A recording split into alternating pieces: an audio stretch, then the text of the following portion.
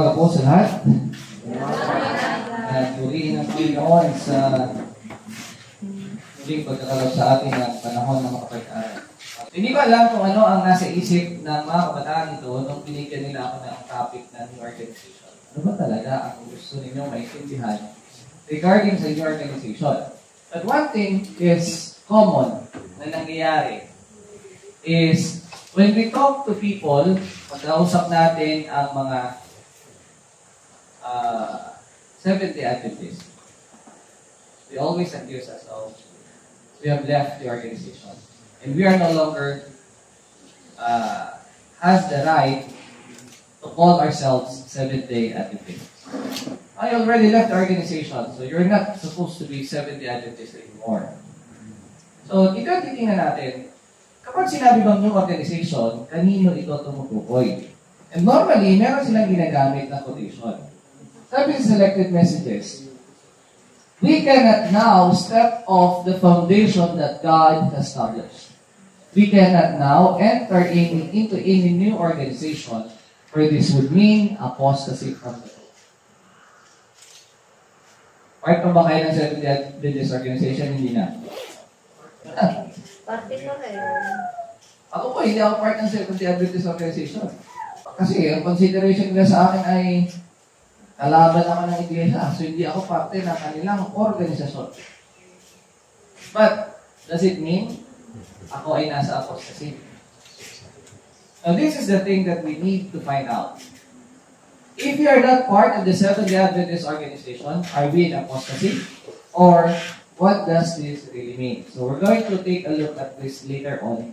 But this is usually the reasoning of the Seventh-day Adventists. When we say we are not part of their organization, so they will say, oh, you're no longer Seventh-day Adventist. Another thing is this one.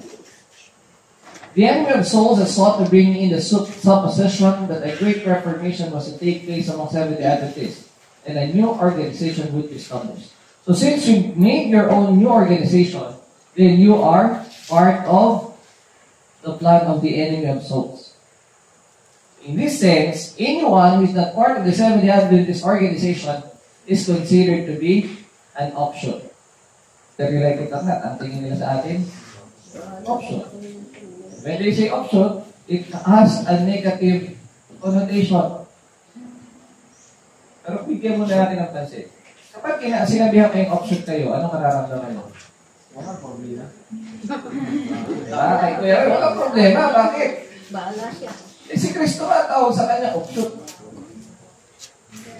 Okay lang tawagin option. Huwag lang tayong maging stray option.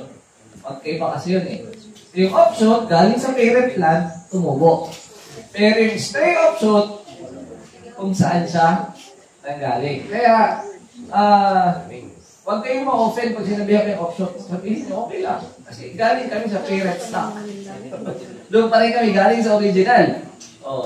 Pero pag naging stray option ka, ay hindi ka galing dun sa tunay. So, we'll take a look at some of the quotations and verses and titingnan natin kung kailangan ba talaga ng organisasyon o hindi.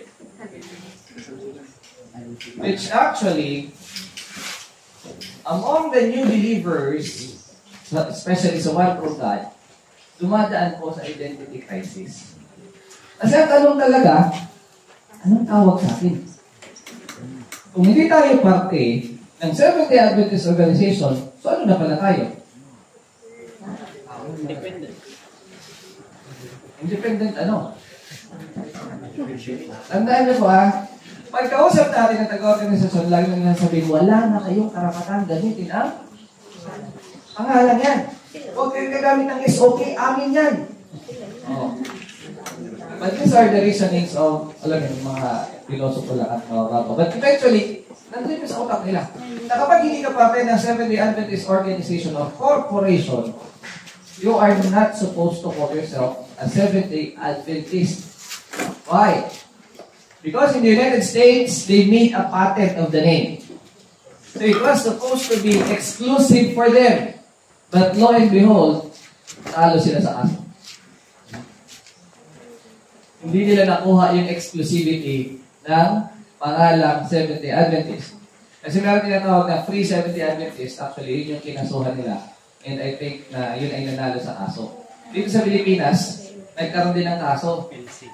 Yung SDA Local Conference. Kinasuhan din, talo din yung Seventh-day Adventist Corporation. So, praise God, because pwede palang magbawal na gamitin natin ang pangalan Seventh-day Adventist. So, hindi ka pwedeng ipakulong dahil ginagamit mo yung pangalan Seventh-day Adventist. So, mga kapatid, kapag hindi ba tayo parte ng Seventh-day Adventist Corporation o ng organization nila na under ng General Conference, hindi na ba tayo Seventh-day Adventist? Para sa kanila. Ang tanong ko po, sa atin mismo, nawawala ba pagiging Seventh-day Adventist natin kung hindi tayo bahagi ng kanilang organisasyon? Balikan natin. Si Pablo ba ay Hudyo? No. Pero si Pablo ba ay naging Kristiyano? No. Nung naging Kristiyano ba si Pablo, hindi na siya Hudyo? Hudyo pa rin. Okay. Hindi sa lahi. Yung mga Kristiyano ay hindi nawawala kanilang pagiging Hudyo kung sila ay Hudyo. Tama? Tama. And then nakita natin nagkaroon ng apostasy ang Catholic Church. So lumabas ang Protestante. So kapag Protestante ka ba, hindi ka na Kristiyano? Kristiyano pa rin. Kristiyano pa rin. Kristiyano pa rin. I-reject ng Protestante ang first angel's message. Dumating ang Adventism. So kapag Adventist ka ba, hindi ka na Protestante. Protestante pa rin. Protesta sa muli. Ay dumating yung light ng Seventh-day Sabbath. Nung dumating ba yung light ng Seventh-day Sabbath at ng Seventh-day Adventist ka na, hindi ka na Adventist? Okay. So tanong, kung hindi tayo bahagi ng nalakhang katawan ng Seventh-day Adventist Organization, nawawala ba pagiging Seventh-day Adventist? So, gusto ko pong linawin lang yung identity crisis. Kasi meron sa atin, marami na rin akong nakausap, na yun talaga concern. So, ano na pala tayo?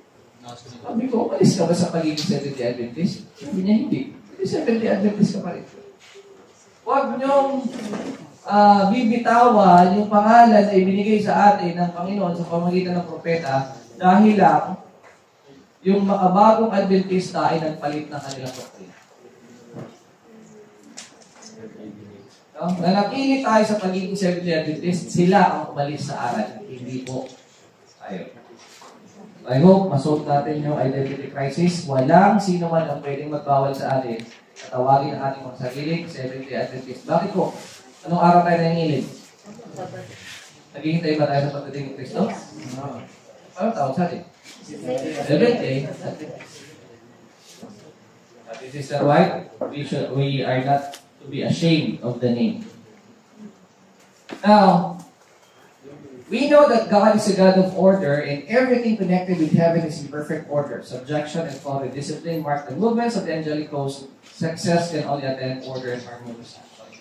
So, meron bang kaayusan ang langit? Yes. Siyempre, sabi na God is a God of order. Now imagine a society without a law.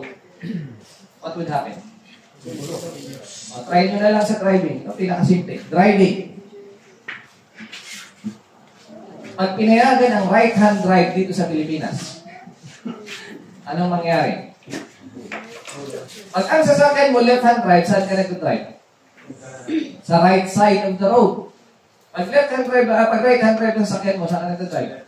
Sa left side. So kung walang batas regarding doon, and hayaan ng gobyerno na both the left-hand drive and right-hand drive ay mag-travel sa road, what will happen? Aksidente. So without order, everything will be in chaos. And God is a God of order. Alam natin na kapag nag-umaga, ano ang kasunod? Gabi. Pag nagkaroon ng gabi, ano ang kasunod? So ini-expect natin, daily. Pag umabi, umaga. Pag umaga, gabi. And that is the order of things. And God requires order and system in His work now, no less than in the days of Israel. All who are working for Him are to labor intelligently, not in a careless or haphazard manner. He would have His work done with faith and exactness, that He may place the seal of His approval sa atin. So, kung merong order sa langit, we also need to have an order dito sa ating lupa. Mamaya pa natin pag-usapan anong klaseng order ang gagamitin.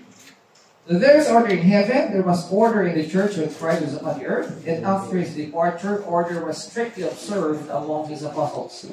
And now in these last days, while God is bringing His children into the unity of the faith, there is more real need of order than ever before. For as God unites His children, Satan and his evil angels are very busy to prevent this unity and this order. Pwede natin?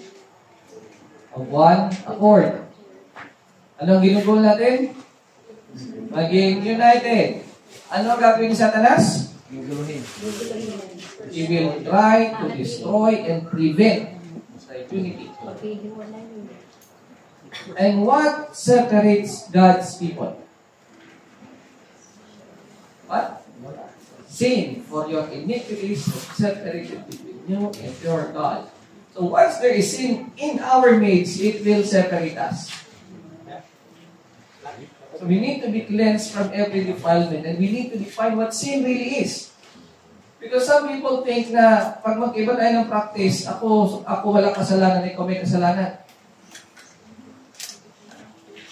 Alin ba sa pong utos ang nilabag ko? Kapag mag-iba tayo ng itsura ng damit. Kung gusto ng isa, may kwelyo. Kung gusto ng isa, wala. I'd rather. Gaya mo, ministro ka, walang kwelyo. Hindi pwede yan. Hindi mo meron. Diba? So, what really sin is? Kasi, when we try to add to what God said, doon nagkikreate ng chaos sa kalagitnaan natin. When we add human policies, magkikreate siya ng problema. At sa halip na may unite, nag-separate. And Satan loves to see us quarrel with each other. So, ano yung order ng langit? Ito, ayaw ko ng mga Trinitarians. Ano ba ang doctrine ng Trinity? One God, composed of three co-eternal, co-equal persons. Hindi po. One being, three persons sila eh. Ang Trinitarian eh. Pag nag-3-person, 3-being ka, tritheist ka na. But in reality, confused ang Adventist. Ano ba talaga sa kanila? 1 being 3 person o 3 being 3 persons? So, ayaw ng mga Trinitarian na ang order ng langit ay may tinatawag na hierarchy. Anong hierarchy? Merong nakakataas. But let's take a look at the inspired words. Sabi ni Sister White, God is a moral governor as well as a father. He is the lawgiver. So clearly, sino ang lawgiver? The Father. And what's the statement about Christ? The Son of God was next in authority to the great lawgiver. So who is the lawgiver? The Father. Anong position ni Christ? Next. So how can He be next if they are co-equal already? At dito kayo magtataka. In a Trinitarian concept, sino ang dapat pangatlo? The Holy Spirit. Pero nasabi ng inspired statement, Satan was once an honored angel in heaven next to Christ. So, Father, Son, Lucifer, before the fall. Nung nagkasala na si Lucifer, sino pumalit? Gabriel, the angel next in rank to the Son of God. So if the Holy Spirit is an individual being like the Father and the Son, saan mo siya ilalagay? Bakit si Satanas nagre-rebelde lang sa Father and Son? Ba't siya nagre-rebelde kay Holy Spirit? I'd like you to see that there is an order in heaven. That there is a hierarchy, that God is the supreme in everything, and the Son was next in authority to Him.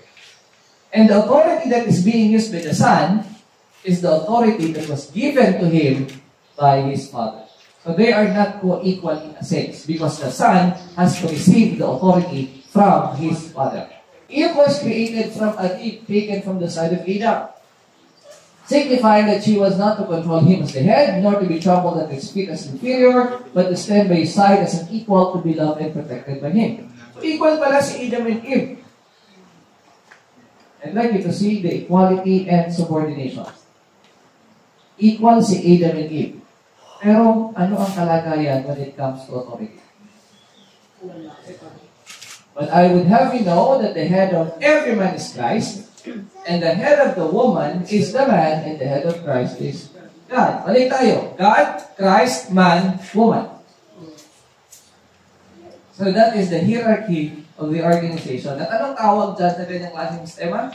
That is called the patriarchal system. So God established the patriarchal system so that there will be an orderly family and church in the world. Ano sabi kay Abraham? In early times, the father was the ruler and the priest to his own family. And he exercised authority over his children, even after they had families of their own. His descendants were taught to look upon him as their head in both religious and secular matters. This patriarchal system of government Abraham endeavored to perpetuate as it tended to preserve the knowledge of God. But because of sin, anong nangyari sa mga heads of the families? Ano ang sistema ngayon? That men today are just grown-up boys. Sa halip na sila'y nag-lead ng family, kasama pa sila sa pasaway sa loob ng pamilya, so sino na masusunod sa bahay? Alam niyo tawag na ay commander? That is not the design of God. Diba? The command must come from the father, not from the mother. Pero dahil pasaway ang mga tatay, yung nanay na ang nag-hold ng authority sa bahay. Father should have been the leaders of the house. But how many households today ang mga tatay busy sa kanilang sarili? Kasi magkaiba po talaga ang role ng nanay at tatay.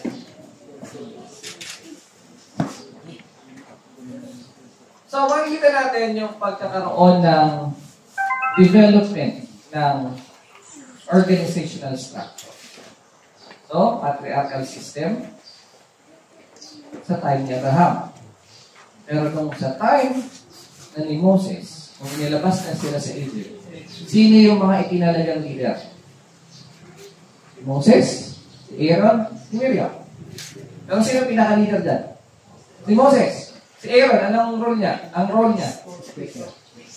Priest and mouthpiece. Pero mostly siya ay sa priest. Si Miriam, anong role niya? Singer. Diba? Siya ang nagli-lead sa praise, women's ministry. So they have their own leadership position. But Moses felt the burden of taking all the problems of the congregation. Ito yung taong inaasikaso ni Moses. Patanayin ko po kayo. Dito sa Atlia, ilan kayo? Para mag-handle ng 20, 30 tao. Mahirap madali. Mahirap na, di ba? O, imagine mo, yung 600 families na dala-dala ni Moses mula sa 600,000. Every day, he has to deal with the complaints of the people. At sabi ni Moses, Panginoon, mabigat ito.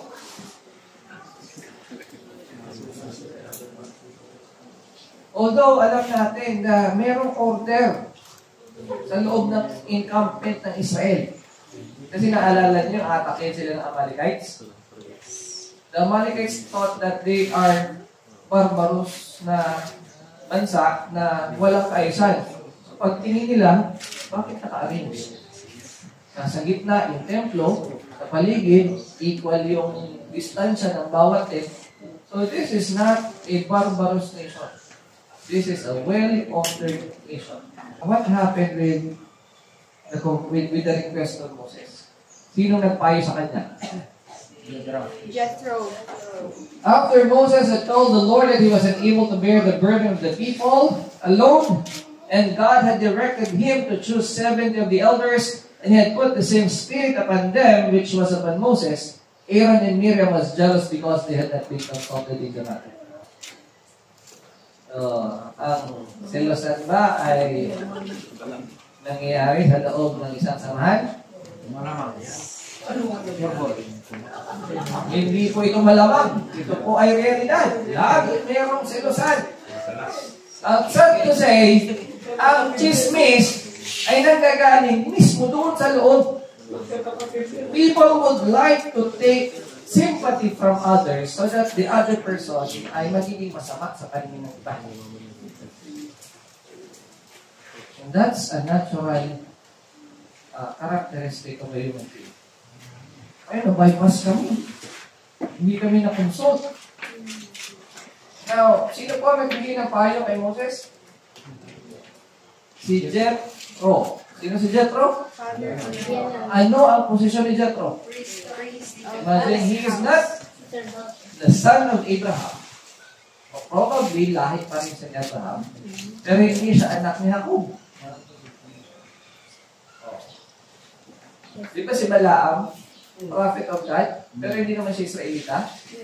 So there are people during their time who are believers of the true God. Just like Jethro. Na hindi lahi ni Jacob. But probably lahi pa rin ni Abraham. Dahil hindi naman natin alam exactly anong nangyari kay Keturah at doon sa iba pang mga anak niya. So, wala record. But eventually, they had the knowledge of the true God. At ang may knowledge of the true God, si Abraham. So, paano nakarating kay Jethro? But the point is, merong initial na system. Si Moses at yung dalawang kapatid niya ang leaders. Pero hindi kaya ng tatlong tao ang leadership role. So, nagkaroon ng additional na 70 elders. Pero hindi na tapos doon. Sabi sa Deuteronomy, so I took the chief of your tribes, wise men and known, and made them heads over you. Ano yung tungkulan? Captains of over thousands, captains over hundreds, captains over 50s, captains over tens, and officers among the tribes. So, hindi po na natiling 70 elders lang.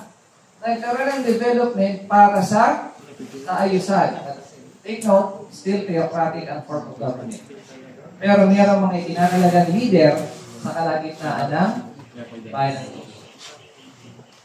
Kasi kung sino man po sa atin ng pamilya sa army, di ba may tinatawag tayo may brigade, may company, may platoon, squad. Squad ang pinakamaliit na ang team, di ba? Squad, platoon, battalion, brigade, ano pa, tapos national na yata.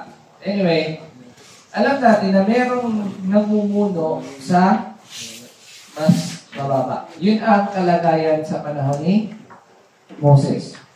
So Joshua 8:33, hindi lang pala yung 70 elders, merong elders, officers, and judges.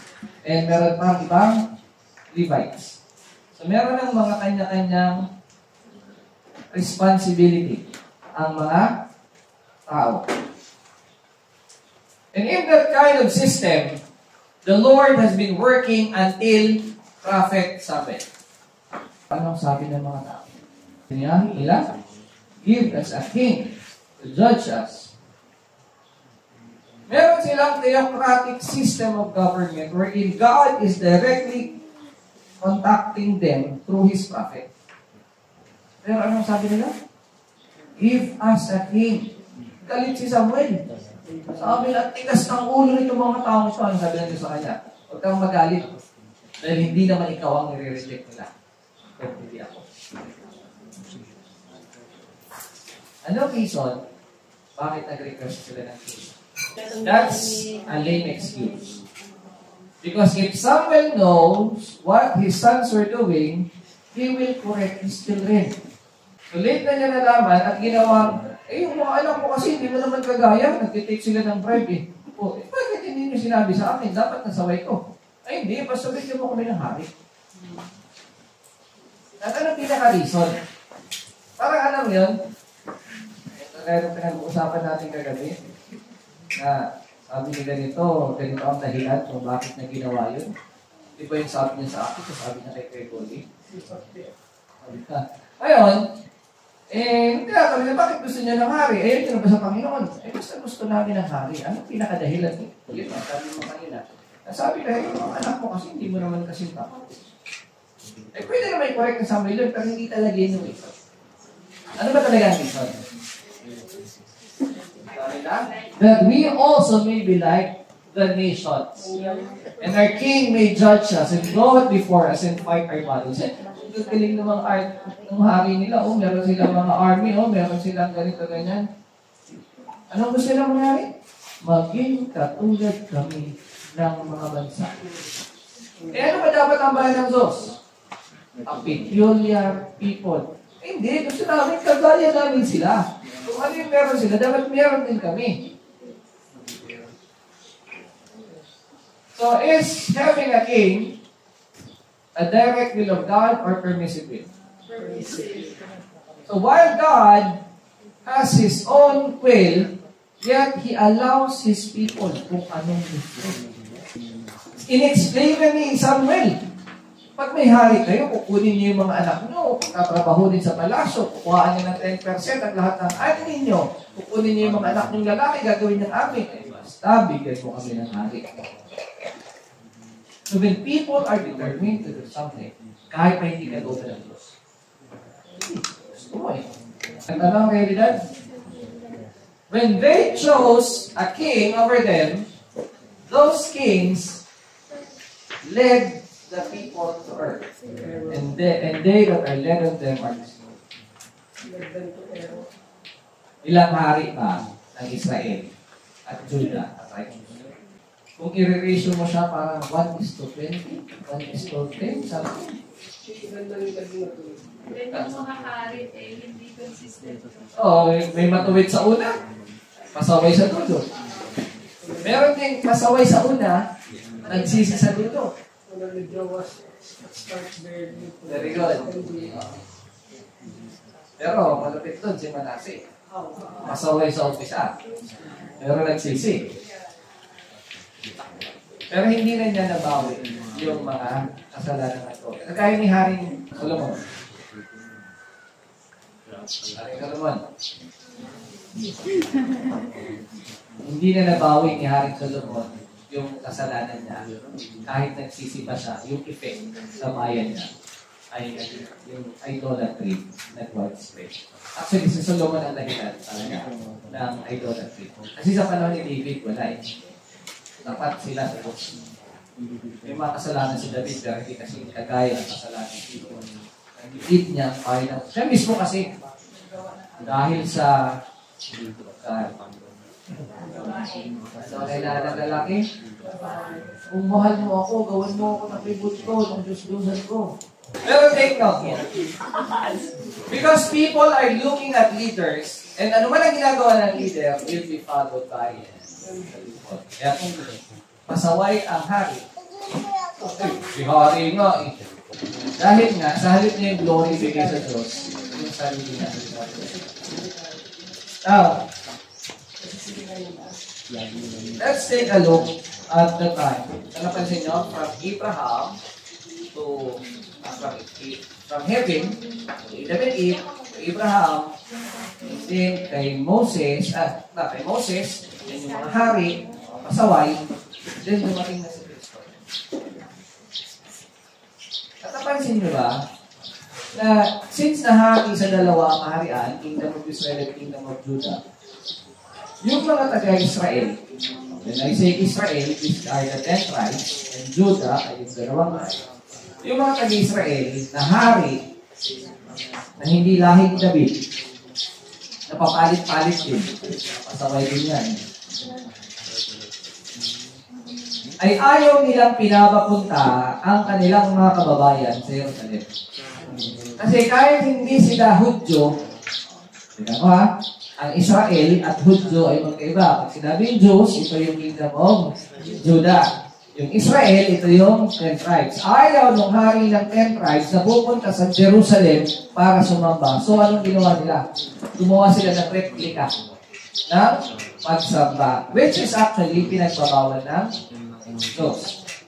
So, nung nakatagpo ni Kristo, yung babae sa balon, ito yung naging conversation.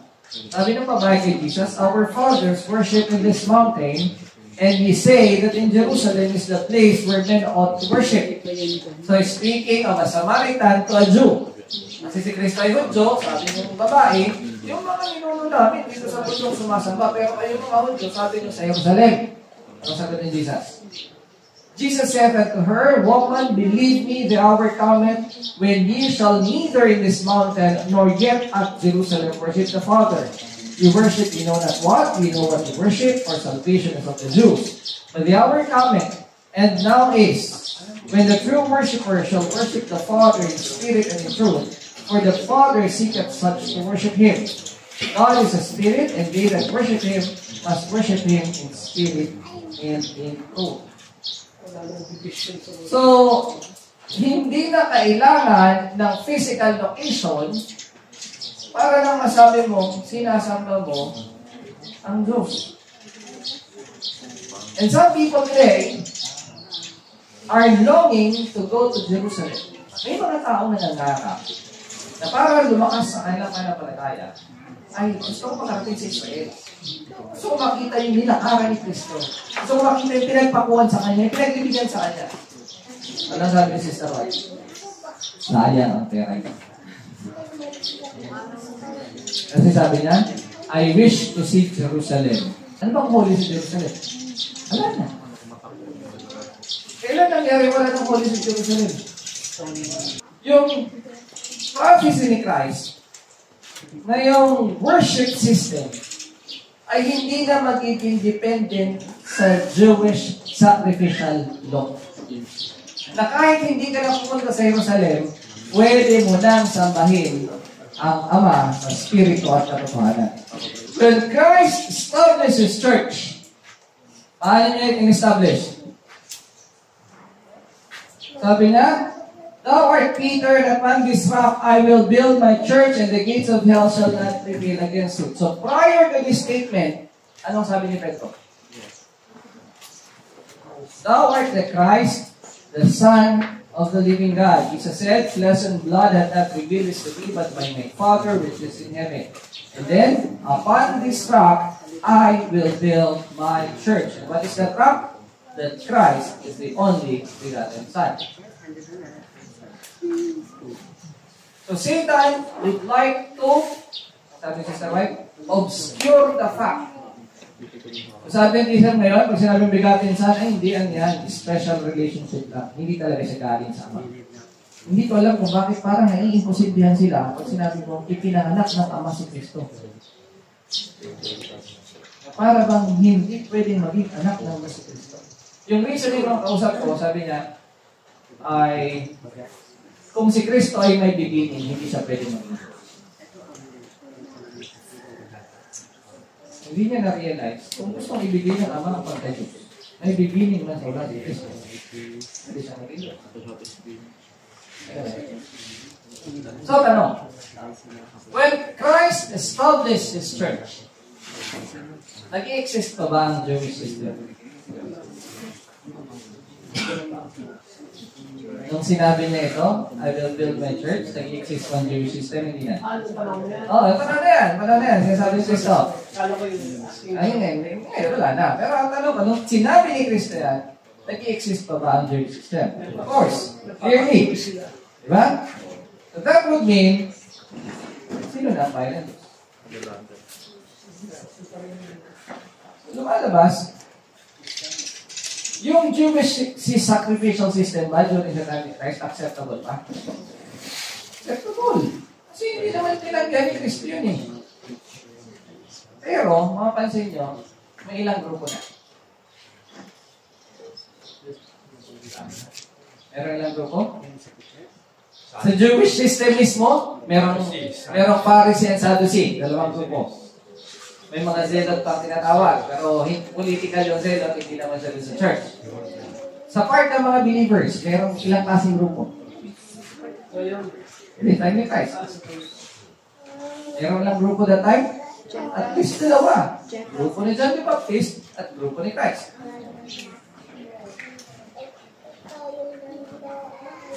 So, lahat ba sila mga mananampalataya? Nakikita nyo, nagsabay-sabay nag-exist ng different groups. And paano inorganize Christ and Church? It was the ordination, at the ordination of the 12, that the first step was taken in the organization of the church, that after Christ's departure was to carry on His work on the earth. So, tanong, when Christ ordained the 12, nag-i-exist pa ba ang Jewish system? Yes. So, ilang church na meron? At least dalawa. Church ni Christ at church ng Jews. So, wala na yung Yung kay John the Baptist, oo, kasi sabi ni John, I must decrease and he must increase. So, he pointed the people to Christ. So, isang grupo na lang ang believer. But eventually, some are still not part of their inner circle. Kaya nakikita natin mamaya. Anyway, dito na tayo papasok. When Christ said, "Behold, your house is left unto you desolate," what happened? Alas, for those who knew not the time of their visitation, slowly and regretfully, Christ left the precincts. Christ left forever the precincts of the temple. So, when Moses was in the burning bush, the Lord said, "Put off thy shoes from off thy feet, for the place whereon thou standest is holy ground." What makes the place holy? The presence of God. Tama? So when Christ left the presence of the temple forever, is there anything holy in the temple? So why do we still say that Jerusalem is Holy Land? When Christ left the temple, there's nothing more holy left in Jerusalem. And to say until today na holy ang Jerusalem, ano holy dun? Kaya nga sabi ni Sister White, I wish to see Jerusalem in fire. Ordinary na ang Jerusalem katulad ng every other city today. So to say that Jerusalem is still the holy city today is not to follow Christ. Maging yung pathway lang kasi ng mga tao sa holy. They don't understand it. And nagkaroon siya ng effect sa thinking even ng ating mga pioneers. Now,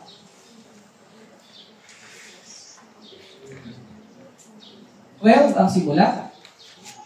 Kaso tumating sa punto na araw-araw, libo ang nabibinyagan. Diba? They were given the gift of the Holy Spirit, the early rain. Thousands were being baptized. And kaya bang i-handle ng 12 people? So, sila na yung nag-preach, sila pa yung nag-organize. Brother Peter, yung mga Greek na mga balo ay hindi nabibigyan ng pagkain kasi dinidiscriminate ng mga Hudyo. Noon pa lang, may discrimination. So, ano ang naging resolution? They were counseled to select 7 men of honest report, full of the Holy Ghost and wisdom, whom we may appoint over this business. So, meron lang dapat ibang in charge doon sa ibang aspeto at yung mga apostles ay makakapokus sa pangangaral. So, nakita niyo po, development ang nangyari. Hindi inope exactly kung ano yung captains of the tens, thousands, di ba? Pero, nagbibigay ng wisdom ang Panginoon na ma-organize ang kanyang church. The appointment of the 7 to take the oversight of special lines of work proved a great blessing to the church. These officers gave careful consideration to individual needs as well as to the general financial interest of the church. And with their prudent management and their godly example, they were unimportant to their fellow officers in binding together the various interests of the church in the United Hope. So, hindi po magkakaroon ng makaayusan kung hindi po idinagdag yung 7 deacons. And by that, from that, ano nang mga kasunod? Nag-elect na sila ng elders and deacons in every church. And may marami pong binigyan ng, diniscuss ni Wendell, spiritual gifts. So, bawat tao may kanya-kanyang responsibility sa church. Now, during ng persecution, mainit ba ang kailangan palataya? Pero nung nawala yung persecution, and persecution ceased and Christianity entered the courts and palaces of kings, she laid aside the humble simplicity of Christ and his apostles for the pomp and pride of pagan priests and rulers. And in place of the requirements of God, she substituted human theories and tradition. The nominal conversion of Constantine in the early part of the 4th century caused great rejoicing, and the world arrayed in robes of righteousness walked into the church. So, malaya na tayo, hindi na tayo usikin. Pero, ano nangyari? Now, the work of corruption rapidly progressed. Paganism, while appealing to be vanquished, became the conqueror. Her spirit controlled the church. Her doctrine, ceremonies, and superstitions were incorporated into the faith and worship of the professed followers of Christ. So, akala ng mga Christian, natalo na yung paganism. Wala. Naglaylo lang para mas malakas yung balik. Kinurap ng paganism yung simplicity ng Christianity. At yung mga pari, ay, pari kami. Kailangan kami ang masunod. Kami ang may hawak ng salita ng Diyos. As the light and life of men, so ang tanong, nung naging corrupt na ang Christian Church, naging silang Roman Catholic Church, sino ang tinawagan naman ng Panginoon? Mga Protestante. So, may problema ba ang system of organization ng apostles? The system doesn't have a problem. The problem is with the people. Mas ginusto nila yung sistema ng sanlibutan. Because sa sistema ng sanlibutan, they are being controlled. Christian church should always be by love. Obedience is an act of love. The Roman Church, obedience is an act of love. So, as the light and life of men was rejected by the ecclesiastical authorities in the days of Christ, so it has been rejected in every succeeding generation. May bago ba? Wala. Ulit lang kung ano ang kasaysayan. Again and again, the history of Christ's withdrawal from Judea has been repeated. So, kasama ba talaga ang paglabas? Of course. When the reformers preached the Word of God, they had no doubt, yung mga reformador, kagaya ni Martin Luther, ni Wycliffe, at ni Hus, hindi naman sila nagpipreach para magtayo ng panibagong sekta. They had no thought of separating themselves from the established church. But the religious leaders would not tolerate the light. And those that were it were forced to seek another class who were longing for the truth. In our days, few of the professed followers of the Reformers are acquainted by their spirit. When we accepted the one true God message, is it our desire to separate from the church? Bakit tayo nangaral sa kanila? Because we want them to hear the truth. Pero kung anong ginawa ng mga leaders noon, anong ginagawa ngayon? The same thing. It was being rejected. So we are forced to leave. To seek people who are longing for the truth. Few are listening for the voice of God and ready to accept the truth in whatever guise it may be presented. Often, those who follow in the steps of the reformers, take note of the word, are forced to turn away from the churches they love. Mahal ba natin ang Seventh-day Adventist Church? Bakit tayo nasa labas? Because we are forced to turn away. Why? In order to declare the plain teaching of the Word of God. And many times, those who are seeking for light are by the same teaching obliged. Kita niyo mga wordings? Forced, obliged to leave the church of their fathers that they may render obedience. So, ang nangyayari bang ito sa atin ay ginusto lang natin o pag-uulit lamang na kasaysayan? Those who resisted the encroachment of papal power, the Waldenses stood foremost. In every land where Pope has fixed its seat, there its falsehood and corruption were most steadfastly resisted. For centuries, the churches of Piedmont maintained their independence. But the time came at last when Rome insisted upon their submission. So sa lahat ng mga Protestante, yung mga Waldenses, ang tumakayong parang beacon of light na ito ang pinaka-kumukontra sa atin. Sabi ng Pope, kailangan silang sugpuin. So, after intellectual struggles against the tyranny, the leaders of these churches reluctantly acknowledged the supremacy of the power to which the whole world seemed to pay homage. There were some, however, who refused to yield to the authority of the Pope of Rome.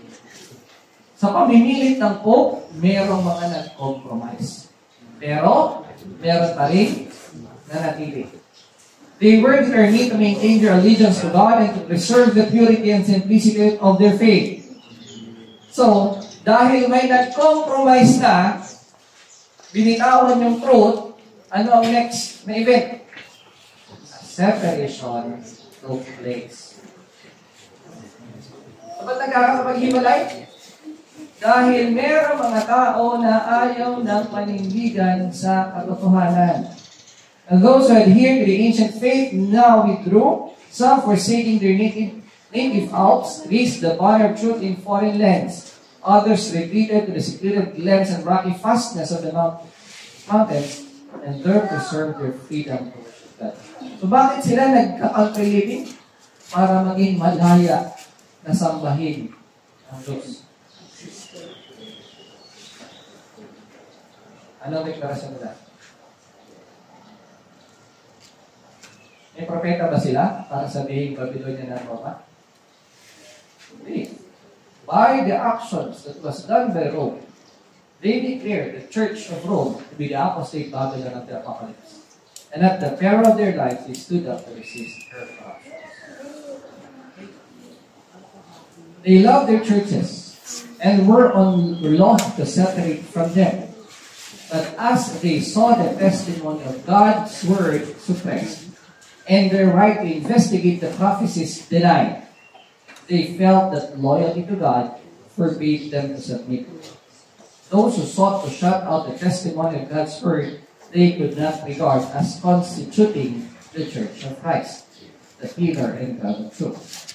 Hence, they felt themselves justified in separating from their former connection. And in the summer of 1844, about 50,000 withdrew from the churches. So from Protestant to Adventism.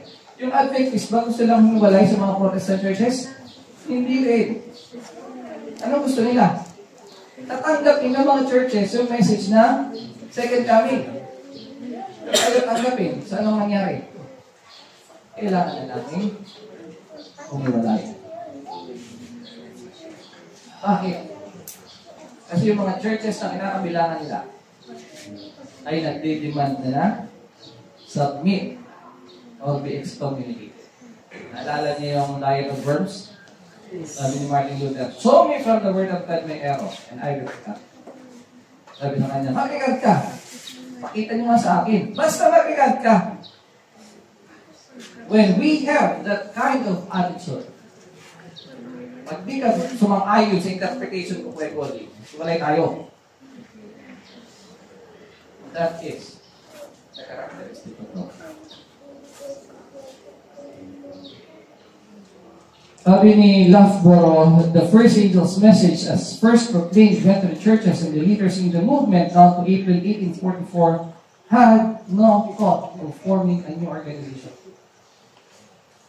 Supposing the churches would continue to cooperate with them in heralding the near advent of Christ. In this, however, they were disappointed, but it was in the order of the Lord for the gospel to the kingdom should first go to the churches. Nakita niyo po yung repetition ng history? Yung mga apostol ba at si Kristo ay gustong humiwalay sa Jewish church? Yung mga reformers ba ay gustong humiwalay sa Catholic Church? Yung mga Adventist church ba ay gustong humiwalay sa Protestant church? And do we really want to be separated from the mother organization of the Seventh-day Adventist? The same thing. But the leaders do not wish to accept the message. So just like them, we are forced to leave the churches that we love. Pero ang tanong, pwede ba tayo mag-exist without an order and organization? Just like the time of Sister White, dumating yung pangangailangan. Bakit? Because as our numbers increase, Tapos nagkaroon sila ng mga property. ang dami na natin. Anong gagawin natin? Kanya-kanya, kung sino gustong maging pastor, pastor kagad. It was evident that without some form of organization, there would be great confusion. And the work would not be carried forward successfully. Ano ba ang gawain ng pag-organize?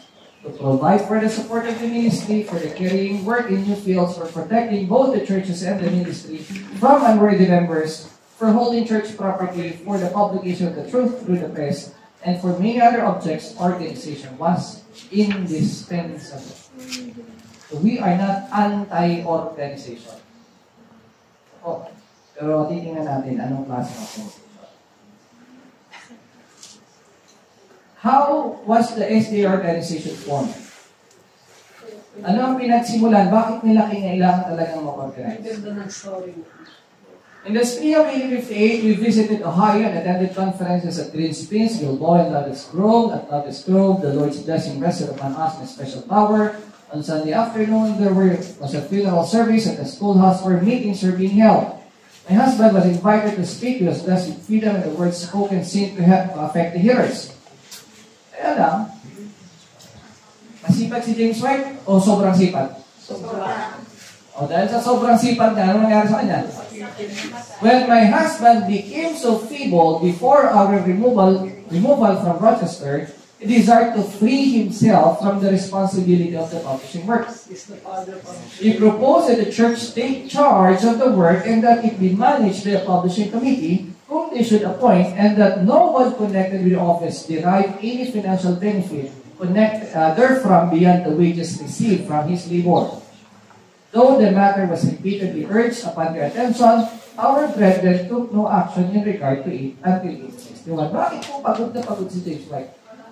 Preacher na siya, publisher pa siya, editor pa siya, financer pa siya. So with all the effort that is been doing, walang tumutulong. So, kaya sabi niya, kunin nyo na yung publishing, kayo na mag-take charge.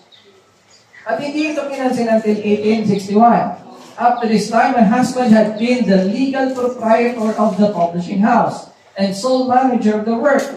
He enjoyed the confidence of the active friends of the cause, who trusted to his care the means which they donated from time to time as the growing cause demanded, to build up the publishing enterprises. So, dahil sa iyo may-ari, sa iyo publisher, sa iyo nagtatrabaho, kanino lumadating yung pera? Sa kanya. Pero anong sinasabi ng mga kapatiran? Palaman na si Cristo. Kinukuha niya lang ang kinukuha yung pera ng mga kapatiran. Nakikita niyo po? Ang mga taong pinagtiwalaan ng Diyos para gumawa sa gawain will always be targeted by the enemy. Why? Because meron pong nagiging damage sa kanyang kaharian. So, sino man ang gumagawa sa gawain ng Diyos, anong expect nyo? Friends kayo ni Lucifer? Hindi, kaaway kayo. So, therefore, expect na maraming maninira sa inyo. Anong sabi ng Biblia? All who believe godly in Christ Jesus shall suffer persecution. And saan po ang pinakamasakit na persecution? Within. Persecution from without is nothing in comparison from persecution from within. People whom you have helped, people na pinagsilbihan mo, sila pa yung foremost na maninira sa'yo. That's the experience of James White, and that has been my experience as well. So do you think madali? Marami kasi nag-iisip. Madali yung talagayan ng Brother Raymond. Kailangan ilagay din ako dyan. Try to think. Kaya mo bang mag-handle ng chismis? Na hindi ka pa nakakarating sa akliya, meron na, ay, alam mo, si Brother Raymond, huwag kayo makinig dyan. Kasi ganito yan. Alam niyo po ba, nagtataka ako, kilala ako sa Mindanao, dito naman kilala yung mga tao. The point I'm trying to say is, hindi po naging madali para kay James White na mag-establish ng organization. Bakit? Kasi during their time, maraming anti-organization. Pero paano nangyari yung mag-organize? But although the statement was frequently repeated through the review that the publishing house was virtually the property of the church, yet as he was the only legal manager, our enemies took advantage of the situation and under the cry of speculation did all in their power to injure him and to retard the progress of the cause. Under these circumstances, he introduced the modern organization which resulted in the incorporation of the Seventh-day Adventist Publishing Association according to the laws of Michigan in 1861. Ba't nagkaroon tayo ng association? Paano po nabuo ang Association of Seventh-day Adventists? That is actually to counter the accusation na ako ang hari sa movement na ito. And until now, hindi pa pala tapos yung chismis. Namumurakot pa rin pala ako. Walain mo yan. $7,000, brother din, no? The same thing. Kaya ako, relate po ako. Experience James White. Kasi yung paninira ang puri kay James White. Danas na danas. Diba? Na makita ang mga manggagawa na medyo nakakaalwan sa buhay. Parang ang isipan nila, pag worker ka, dapat mahirap ka. Worker ka eh.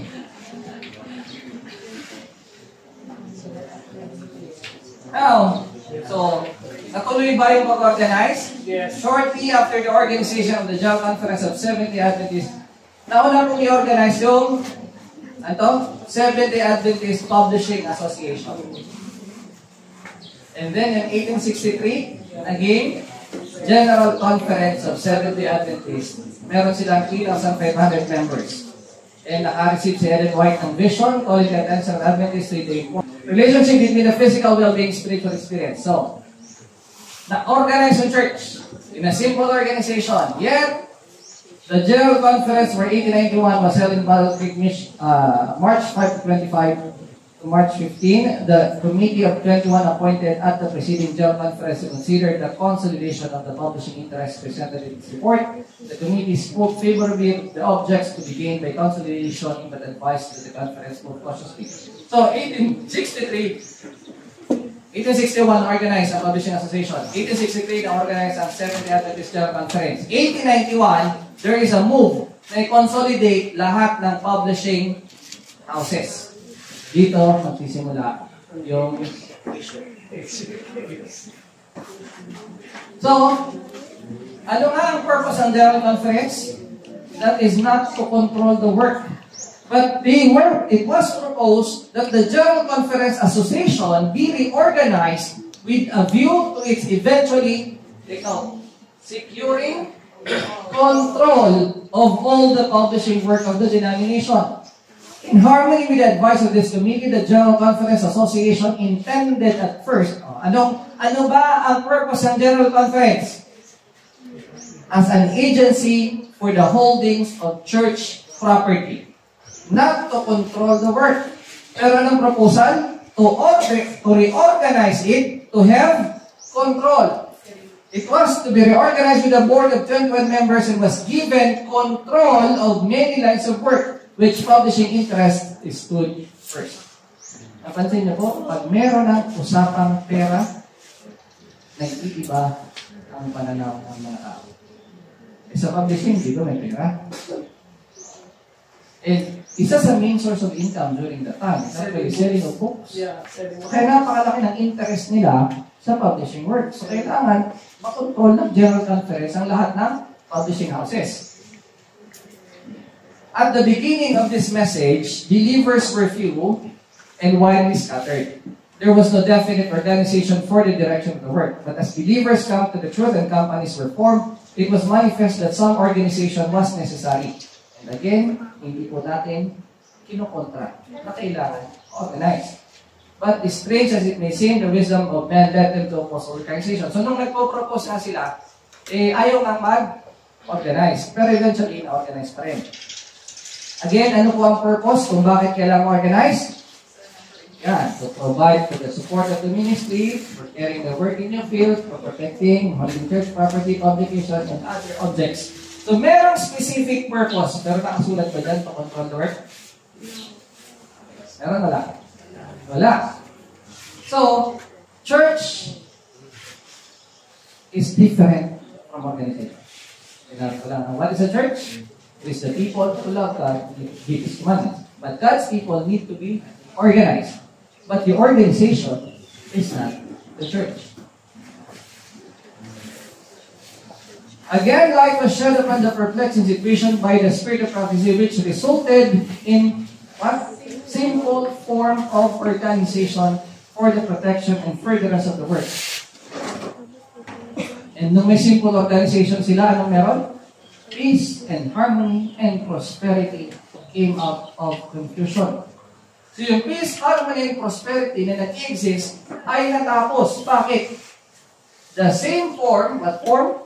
Simple form, continued until the wisdom of men to whom the care of organization had been committed began at God for centralizing power at the head of the work, which resulted in retarding rather than fostering it. So ito po ang reason ba't hindi tayo sumali sa centralized form. Because instead na magpabilis, nagpapabagal pa siya. Isipin niyo po, yung tinatawag na parang protocols. Diba? Bago ka makagawa, ay paalam ka muna. So this is the reason why we refuse to join a centralized system. Pero gusto nila yun, ibig sabihin, gusto nila eh. But to tell us na hindi tayo organized kasi hindi tayo centralized is actually a false witness. Kasi yung simple form of organization, nag-work. Ano yung meron? Peace, harmony, prosperity. At meron sila noon hanggang sa i-centralize nila yung system of organization. And we have that too here in the Philippines. Our work has peace, has harmony, has prosperity, until somebody form a centralized organization.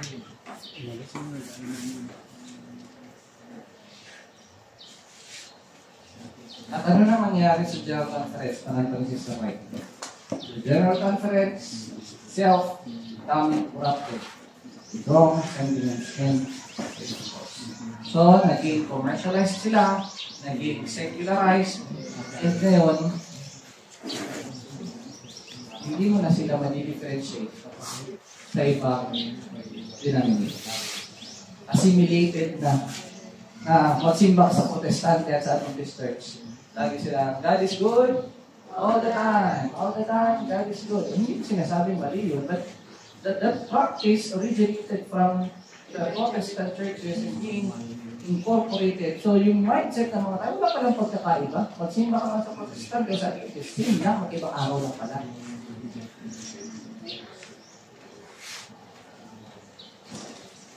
In the working of plants, the same principles are manifest that have controlled matters at Bible Creek for quite a lot of time, as contrary to truth and righteousness are introduced in a subtle manner on the plea that this must be done and that must be done because it is for the advancement of the cause of God, and that it is devising men that leads to oppression, justice, and justice. Si Craig Goli, I believe, is a personal witness how the centralized system suppressed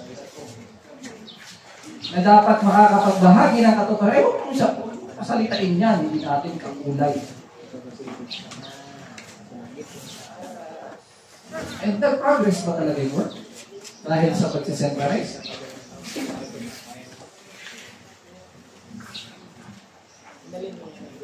Men have taken unfair advantage of the because whom they supposed to be under their jurisdiction. They were determined to bring individuals to their terms. They would rule or rule or rule. Pante ka sumunod. We will destroy. Ano yung method yun? Satan's methods tend to want and to make men slaves. Now imagine if in our association, bago si Brother Reggie pumunta dito sa Brother Raymond, pwede ba ako pumunta dyan?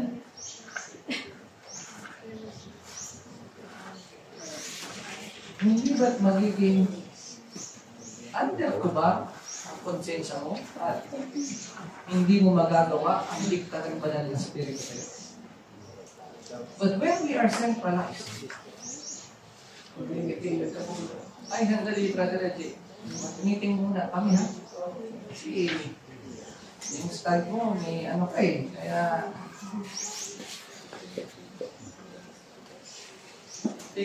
the spirit of domination is extending to the presidents of our country. Ngayon, hindi ba't nangyayari ito ngayon? The spirit of domination, kapag hindi ka kakulat, disqualified ka. Yung hindi test of fellowship, naging test of fellowship. Ano ba ang requirement ng pagiging elder? A husband qualified. Or striker, given to one. E paano pag iba ang point of view mo sa pagkasip? Disqualified ka. So, people would like to create human policies instead of what is written.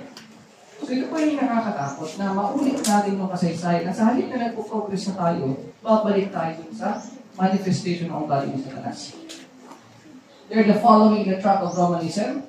Those who are enjoyed to represent the attribute of the Lord's character step from the Bible platform and they, in their own human judgment, devise rules and resolutions to force the will of others.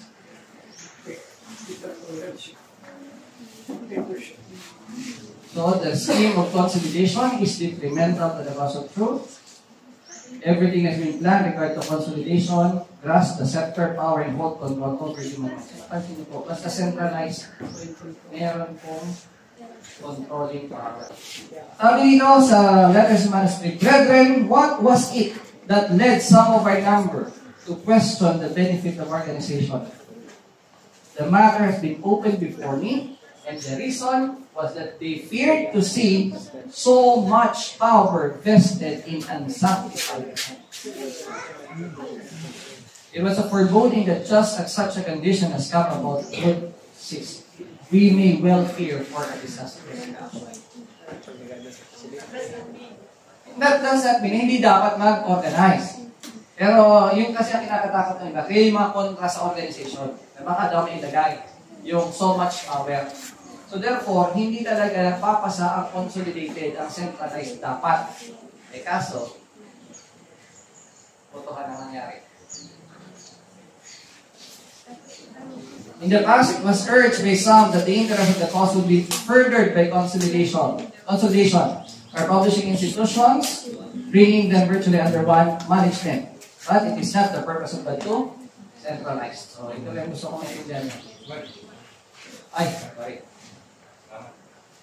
Pwede mo naman kunin yung buong presentation, Brad.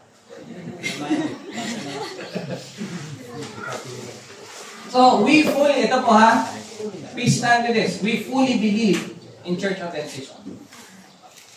But, this is not to prescribe the exact way in which we should work. For not all minds are to be reached by the same methods. Nothing is to be allowed to keep the servant of God from his fellow men, individual believers, to labor for the individual's good.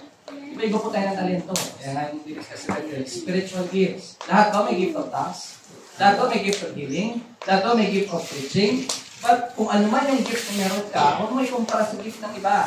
Pagbutihin mo kung ano yung meron ka, and you will serve God according to your capacity. Yun yung requirement natin, hindi yung hindi ka senior, pero kailangan senior ako. Pero pwede mo rin namang aralin kung gusto mo dahil natututunan naman yan. Pero may mga tao talagang gifted sa service na sa pag-medical missionary, sila yung gagawa. Meron namang sa carpentry, sa kung anong other skills. And sa halip na magpayabangan, ba't di tayo magtulungan? Kasi kung hindi ako marunong nito, marunong ka, di ikaw dito, ano yung yung alam, di ako gagawa, anong alam ko? Diba saan nga kayo parang ko ng Diyos? Sa katawan, hindi lahat mata, hindi lahat tayo, hindi lahat ilong.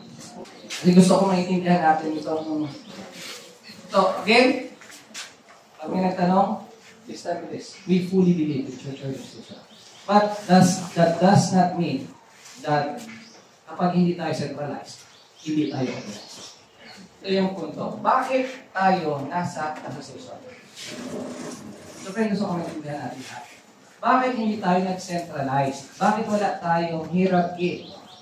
Because, sabi ni Sister White, of all the great religious movements since the day of the apostles, none have been more free from human imperfection and the wants of Satan than was that of automated. Saan sila nakafocus ang lahat? On preaching the word. Hindi po sa sino magkukontrol. So we're going to repeat this same attitude and character na ang focus natin ay paano palalaguin yung gawain para makakarating sa maraming tao. And less on self, and especially not to control others, then we can see kung ano yung effect na nangyari nung 1844. That's a recognition pa rin. So the main reason na bakit natin ginaya ang apostolic system is because ito yung free from human imperfection. Hindi mo malalagyan ng controlling power. Bakit? Sino ba pinaka-leader mo? Si William Miller?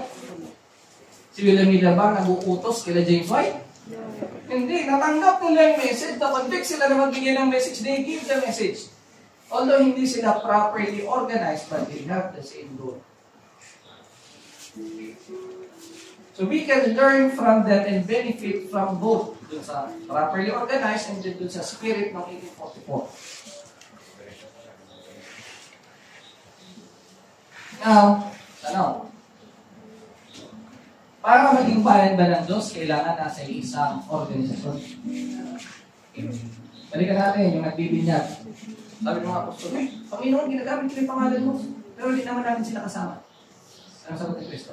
And Jesus said unto him, forbid him not, for he that is not against us is for us. Kung hindi namin siya kalaban, kakampi natin siya. Kaya kung hindi man siya bahagi nitong nasa kalagitnaan natin, hindi pa rin natin siya dapat pagbawalan na gawin yung gawain na na-convict siya na gawin. So kaya dito po sa association, kung sino man ang gustong maki-associate, welcome. Hindi naman natin dinidemand na magpalit kayo ng sistema nyo. Hindi. Paano tayo magtutulungan? In 1 Corinthians 12:5, and there are differences of administrations, but the same Lord. Iba-ibang ministeryo. Ibang pag-administer. Pero dapat isa ang Panginoon. So we should not force ourselves into one structure, one organization. Kasi, as long as gumagawa sa gawain ng Panginoon, the Lord recognizes the work of those people. And in this sense, mawawala sa atin yung spirit of exclusivity. Na kapag hindi ka namin kasama, hindi ka ligtas. Kaya para maligtas ka, kailangan magpabinyag ka sa amin. And most of the organized churches, the centralized churches, has that kind of thinking. Kami ang tunay na iglesia, kailangan magpamiyembro ka sa amin para magkaroon ka ng kaligtasan. Now, let's go back doon sa argument. Anong sabi? We cannot now step off. Right? Because it would mean apostasy from